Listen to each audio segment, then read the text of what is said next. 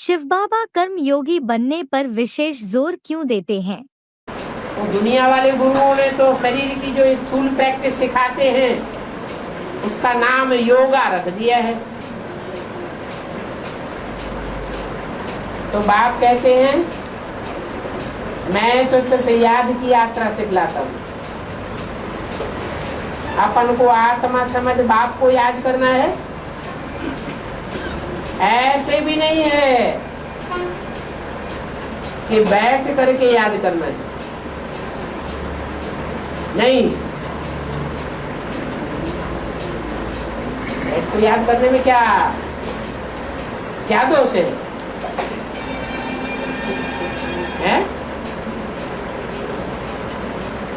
बैठ के याद करने में ये दोष है कि बैठ कर याद करने की प्रैक्टिस पड़ जाएगी। और ये कोई पक्का है कि जब शरीर छोड़ेंगे उस समय बैठ के याद कर रहे होंगे।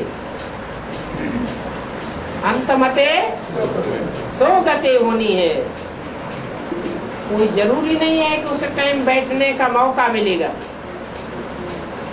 इसलिए प्रैक्टिस ऐसी पक्की करनी चाहिए कि कर्म करते, धंधा धोरी करते, चलते फिरते भी बाप की याद रहे।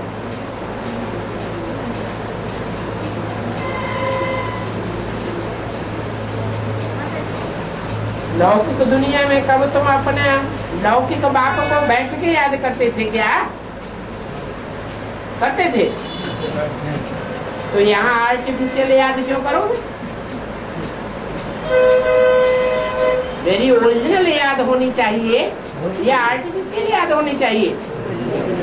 ओरिजिनल याद में रहना चाहिए। तो चलते फिरते सभी कुछ करते बाप को याद करते हो।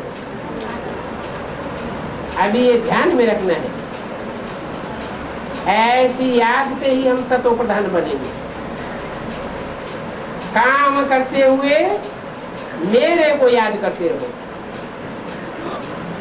और कम से कम 8 घंटा गवर्नमेंट की सर्विस में रहो। क्या कहा है? कर्मातीत अवस्था पाने के लिए कम से कम 8 घंटे ईश्वरीय गवर्नमेंट की सेवा में रहना है तो कर्मातीत अवस्था हो जाएगी। अभी तुम पुरुषार्थ करते रहते हो,